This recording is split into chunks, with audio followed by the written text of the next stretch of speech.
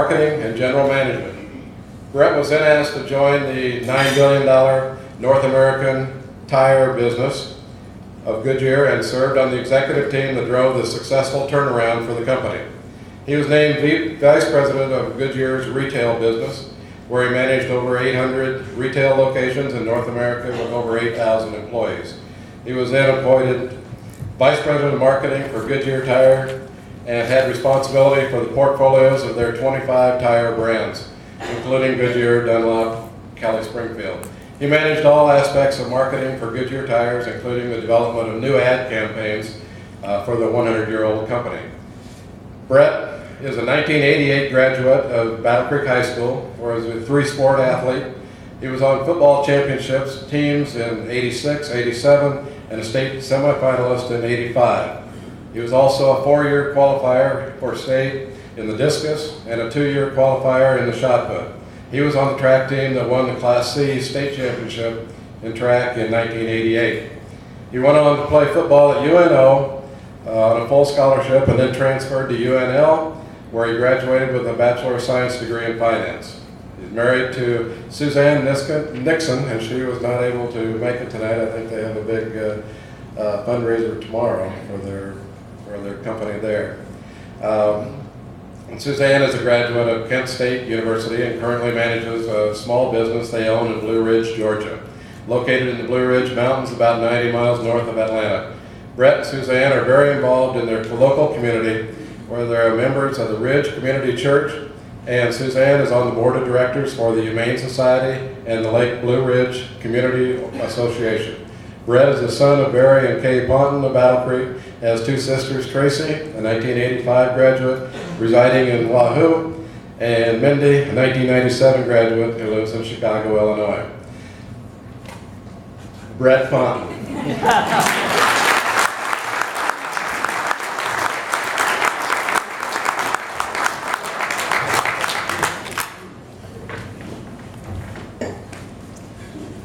Thank you, Coach. Can you guys hear me okay in the back? No? Let's get this a little closer here. How about now? All right, very good. Well, first of all, thanks, Coach, and to me, you'll always be Coach. Sorry about that, but I just can't get that certainly out of my mind. And by the way, we'll work on the Mandarin Chinese a little bit. As GM was performing earlier, it hit me like a ton of bricks, and I said, wow. Has this school changed since I was here, right? I mean, but in a good way. You know, talk about the diversity here. That's just a fantastic performance. And you know, one of the things that I've learned in my career is you never want to follow great performers. And so you set the agenda up, put me behind those two guys. I owe them a debt of gratitude. You know, look, in preparation for tonight, I reached out to my good friend, Jeremy Poca, who's the president of the school board. And I said, hey, Jeremy, can you give me a little advice on what should be the message tonight that I deliver to the organization here? And he said, look, I'll give you some advice on the message. But he said, before I do, I want to give you a little insight into the audience that you're going to be talking to tonight. He said, here's the deal, here's the problem. 50% of the audience tonight, you know, wasn't around here in the 1980s. So they're not going to know who the heck you are or what you ever did. They're just not going to do it. And he said, here's the good news. The good news is 50% of the people here were in the 80s, but the problem is they won't recognize you. After 30 pounds and losing half your hair, they're just not going to recognize you. So, and by the way, towards the message, he said, hey, look, the message is up to you. So thanks, Jeremy, for the help there. In all seriousness, Jeremy has been a great friend of mine. As I reflected on it tonight, I thought, you know what, how many years have I known Jeremy? It's been, look, well over 40 years, I believe, now. We were childhood friends, and by the way, I remember growing up, oftentimes when we grew up, we were on opposing teams. Sandlot baseball, Sandlot football, we always split the teams up, right? We usually were on opposing teams. A little bit later on in life, we became wonderful teammates.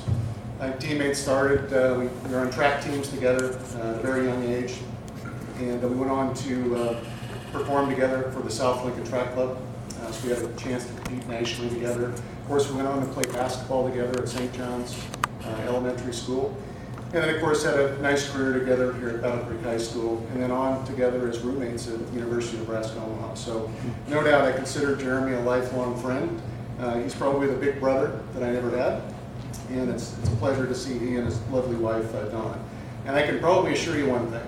29 years ago, when Jeremy and I were both president, vice president in our senior class here, there's probably one thing that we've never dreamed we'd be here today doing. He is president of the school board, and he's speaking to you today.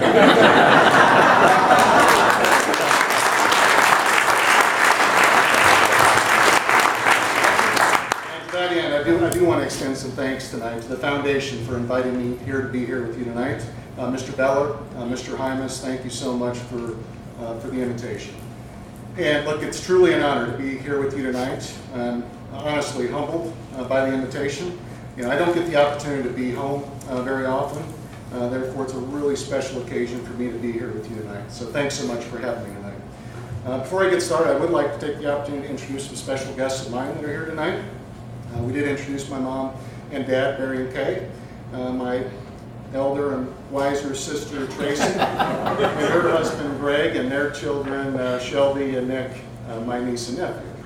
And then at this table, I have my Uncle Tom and his wife, my Aunt Donna, and Donna's mother, Wilma, who just last year celebrated her 90th birthday with us in Blue Ridge, Georgia.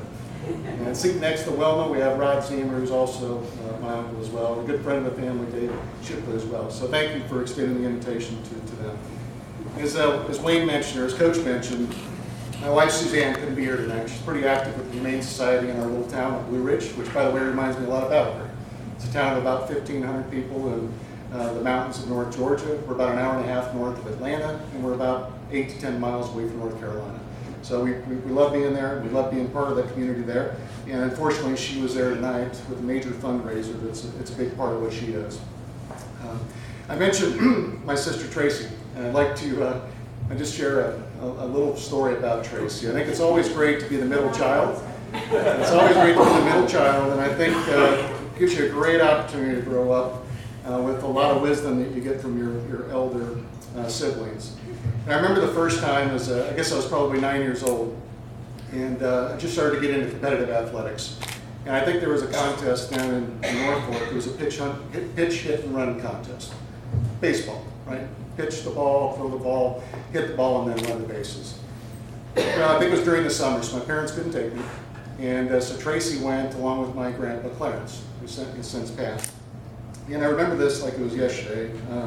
I think I was 9 or 10. I won't go through all the details of this, but I can't remember what the scoring system was at the time, but I think it was, we'll just say for tonight, it was 100 points. Okay, so if you had 100 points, you were the winner. Well, I got 97 points. Okay, so keep that in the back of your mind, right? 97 points. Well, as they announced the winners at the end of the contest, there was multiple age groups. You had 9 and 10, so on and so forth, all the way up to, I think, 16. And they went through third place, and then second place, and then first place. That's the way they did it, by age group. So they rattled off the names, and in my category, they said the third place winner had 87 points. Okay? So my sister looks over at me and she said, "Hey, little brother, you're in good stead here, right? You're sitting pretty good." And I thought to her, how do you know that? I'm like, how do you know that? Right, so we go through the rest of it, and then they come back for the second place winner in our category, and the second place winner had 95 points. And it's really funny. She looks over and she grabs me by the arm and she said, "You know what? You won." She said, "Congratulations, you won."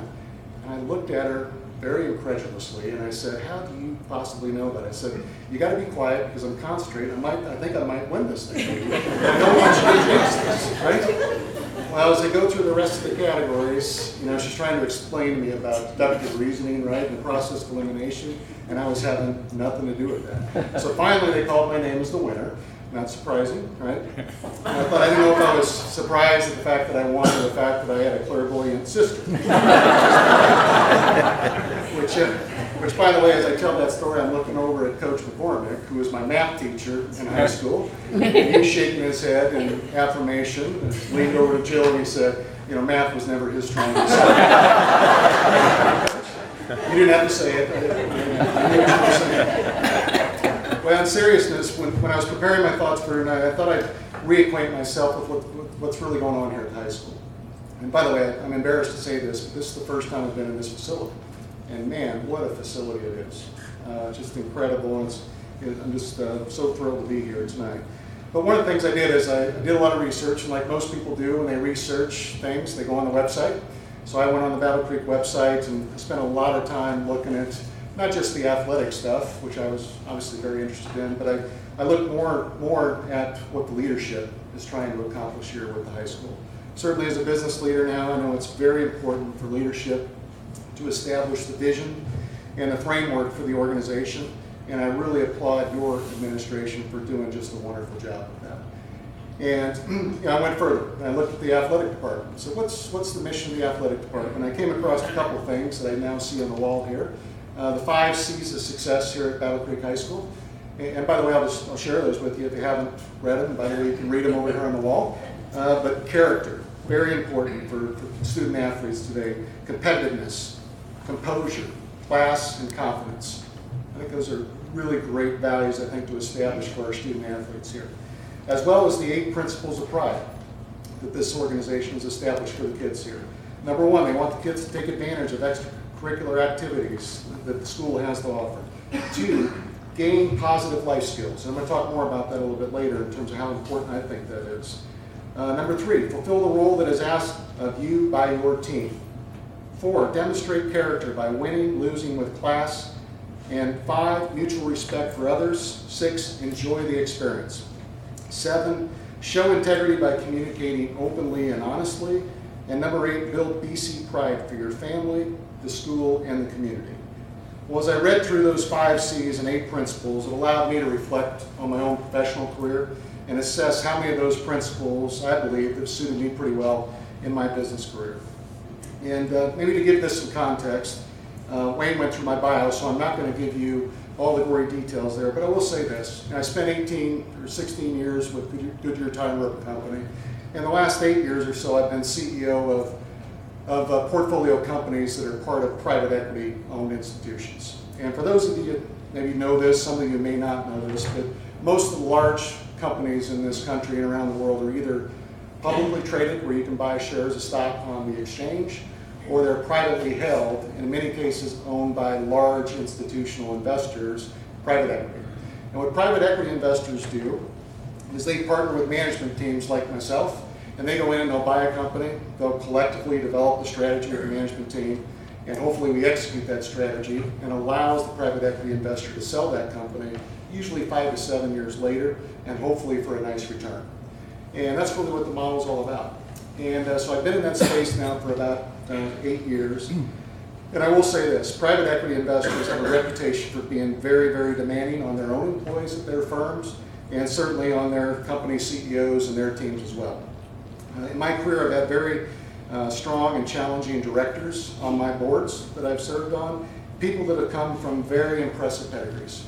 I've had to deal with MBAs from Harvard, Yale, Wharton, London School of Economics, the Naval Academy, the list goes on and on. So you can probably imagine, for me, a small town kid from Nebraska with an undergraduate degree from the University of Nebraska, this could be pretty intimidating. And it really was early on for me. And when I look at many cases, prior to buying these companies, what a lot of these firms will do is they do pretty extensive due diligence. They figure out whether or not they want to buy these companies or not. And that includes the management team. So in some cases, I've had to spend 1 day, 2 days at a time with their people to where they really wanted to get to know you as an individual and as a business leader. So what I thought I'd share with you tonight is when they ask me, because they're usually pretty intrigued about my background, they always ask me, how does a kid from Nebraska, a small town, end up in a place like this? So I always take a lot of pride in telling them my story.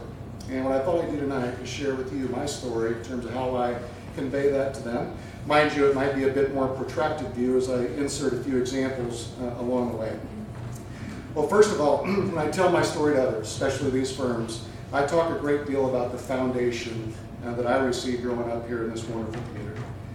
Many of the people I work with grew up usually on the East Coast, the Northeast, large school, big private schools, and they go to the best universities, Ivy Leaguers.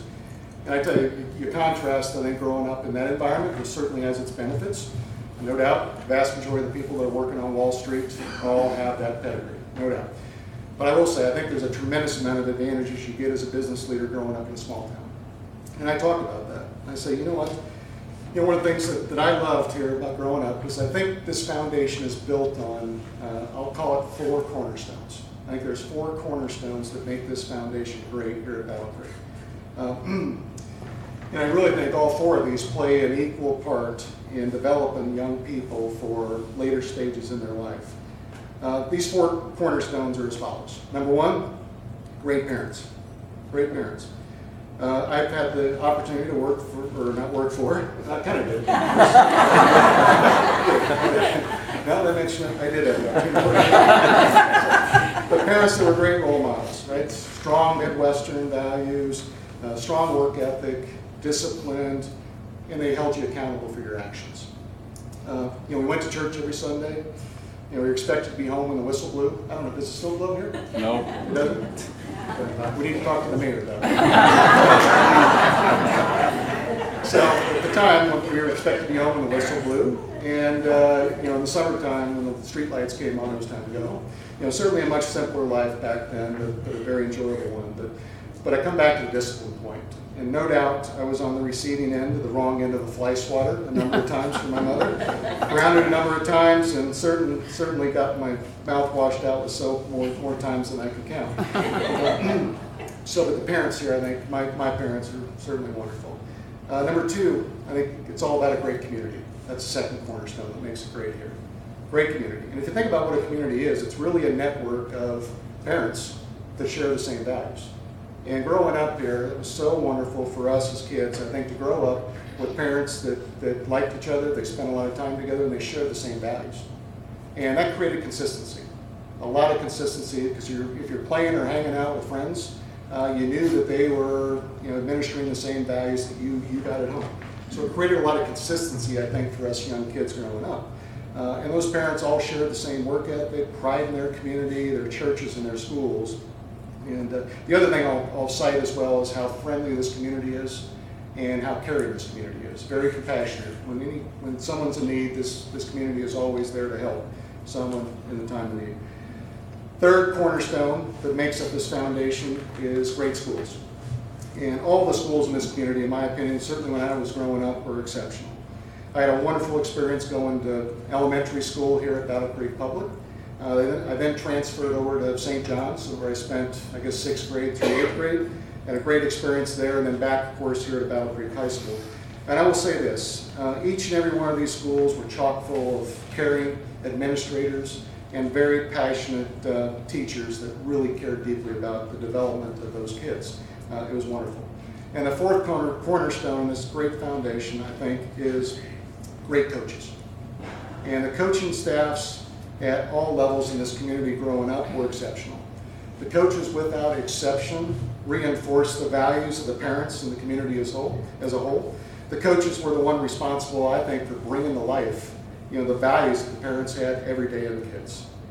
And building on that foundation, of course, I went on to the University of Nebraska, and I was also very fortunate, postgraduate, to work for great business leaders in my career as well, at Goodyear and later in life. So as I also tell this story about the great foundation, a lot of these people that I work for will ask me a lot about where do I get my competitiveness from, my drive, the energy, and the will to win. And so in business, when I'm working with my own teams, my own companies, I have a tendency to communicate using a lot of analogies. I think it makes for effective communication. And given my sports background, I oftentimes try to compare business to sports, because in my view, business is nothing more than a competitive team sport. It really is. If you look at the attributes that make up a great sports team, you're going to see those same attributes in great companies. You just are. And it really starts with a great head coach. And in a business, the head coach is the CEO. And usually what every great coach is going to do is surround themselves with great assistant coaches. Because they can't do it all. You can't do it all on your own. So you got to surround yourself with people that share the same vision that you do and help you set the direction for the organization. And I think just like good sports teams do, they develop their people early in life. Good companies do the same thing. They invest in their people, and they develop their people, and they want their people to have a great career working for them.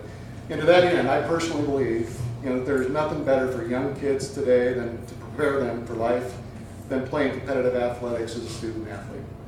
Being a student athlete teaches kids, I think, so much about how to manage situations that they're going to encounter later in life.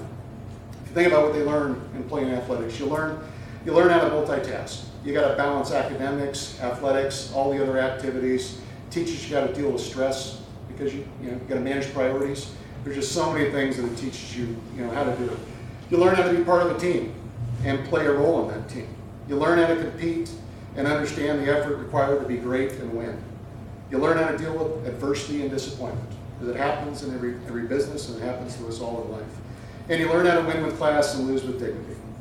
So as I reflect, and for me personally, I was extremely fortunate to start my playing days in competitive athletics at a very young age in this community. And I started off, again, playing Pee Wee baseball in the community here for my mother's sponsored team, Kay's Beauty Shop.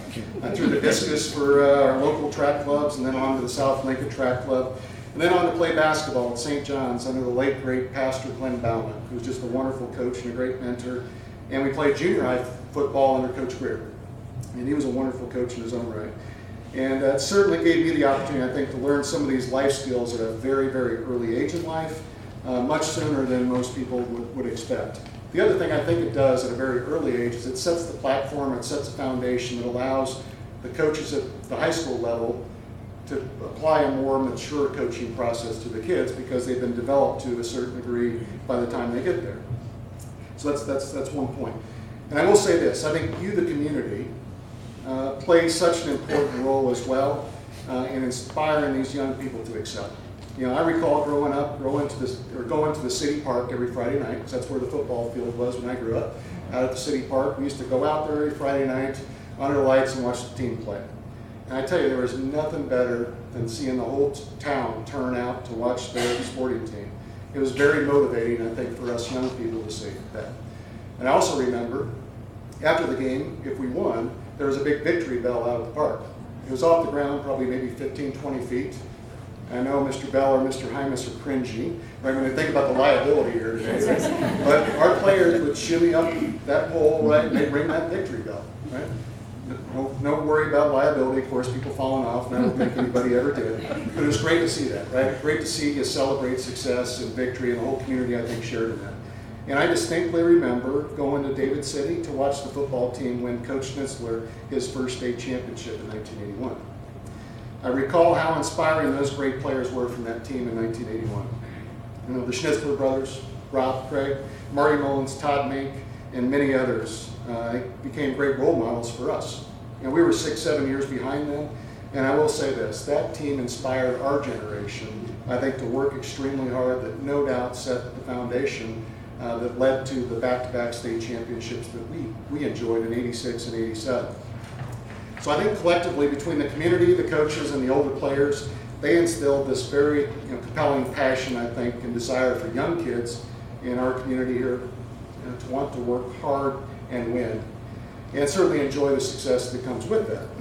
And the other thing I think playing sports early provides you is you get the opportunity to earn or learn at a very young age that you play for more than just yourself. You play for your teammates, you play for your coaches, you play for your school, and you play for the community. And you learn that at a very young age. I think it teaches you to be selfless. So I guess my point to you is this. I think this doesn't start when you're a freshman in high school or even junior high school. It really starts much younger than that. And as a community, you guys play a very, very active role in inspiring youth like myself. And like I said, I think this inspiration and coaching you get really sets the foundation. And I think the coaches at the senior high school level really appreciate the development that they get from those kids by the time they do walk through the doors of their freshman year. In addition, I think there are a couple of other major benefits going to a small town high school like Battle Creek. Number one, I think you get the opportunity to be a multi-sport athlete. Let me contrast this. Suzanne and I, 4 years ago, lived in Dallas, Texas for 4 years. And we followed South Lake High School, which is a 6A school in Texas, which is the biggest class. And these guys have amazing facilities. Indoor practice facility, huge school, but very competitive. In an environment like that, kids have to choose at like grade 7 or grade 8 what sport they're going to play, because the competition is so great. And you got to choose. You play that sport year round, because if you don't put forth that kind of effort, you just won't make the team and you won't play. And I do think in a big school like that, that's a huge disadvantage for kids. What I loved about here is we could all be multi-sport athletes. And the vast majority of us aren't going to make it to the professional leagues. And I think that diversity in playing different sports does wonders for you in your later in life. The other thing I loved about being a multi-sport athlete in a small school is you add multi-sport coaches. You know, these coaches coached everything as well. And if they're coaching you on multi-sports, they really develop, I think, a much deeper understanding of you as a person and as a player. And I think those relationships transcend athletics and go deep into life. And to that point, during my tenure here at the high school, I believe we had the opportunity, our players and my teammates in the back, I think, would attest to this, for one of the best coaches of all time, and that's Coach Nitzler. Arguably one of the best multi-sport coaches in Nebraska school history. I really believe that. And I think it's evidenced by a lot of the banners that you see on the back of this wall here. Well, yes, Coach Nitzler was a great coach, and just as any good leader does, that coach surrounds himself with talented assistant coaches. Coach Wayne McCormick always provided positive encouragement and inspiration for us. The late, great Coach Pete Kropp, as we all know, had a very unique style of his own. But a really soft inner core, just a wonderful individual. And those that have played and got to know Coach Kropp absolutely loved him, and I can't be included in that group. Coach John Greer John brought great intensity to the staff and had a true passion for excellence. We also had Scott Johnson and Wade Kreiner, who was a graduate assistant, and both of those guys brought youthfulness and energy to the coaching staff. So a couple of points also that I noticed about that group. Everyone on the staff knew the head coach's vision, they understood their roles, and they executed extremely well. The other thing I recall from that coaching staff is you knew intimately how much they cared deeply about you as a human being, as a player, and as a student athlete. It was absolutely wonderful. Well, we also know, us players, know how demanding Coach Nitzler could be. He expected a lot out of his players. He expected perfection and would accept nothing less. And candidly, I could probably stand here for 2 hours and give you example after example of all the things that I've learned from Coach. And time will, of course, prevent me from doing that tonight, but I will mention a couple of things. One situation comes to mind that I'd like to share with you tonight. You know, Coach had a great way of getting your attention. When he wanted your attention, he got your attention. And I remember it was my sophomore year, our sophomore year, we were playing Norfolk Catholic. I think we were ranked number 2, and Norfolk Catholic was ranked number 1. And we were playing on the road in Norfolk at Memorial Stadium. And, you know, we were a fairly young team. I was a sophomore and was starting at the quarterback position. And I can tell you, I was never more nervous in my life. Never was. And after a hard-fought game, you know, we had the ball, and we were up 14-13 with only a minute left. And by the way, I think Jeremy caught the winning touchdown pass that game, I think. So, but you know, so we were up by 1 point with a minute left. All we needed to do was run the clock out. You know, just run the clock out.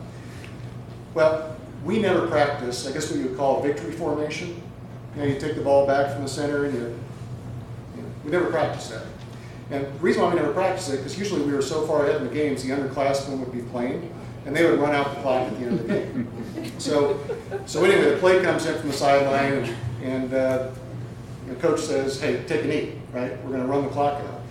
So given the fact I didn't know how to do this really well, I just remember what I saw on Sunday, right? NFL quarterbacks and what they do. So I casually took the snap, dropped back a couple steps, and I casually took a knee.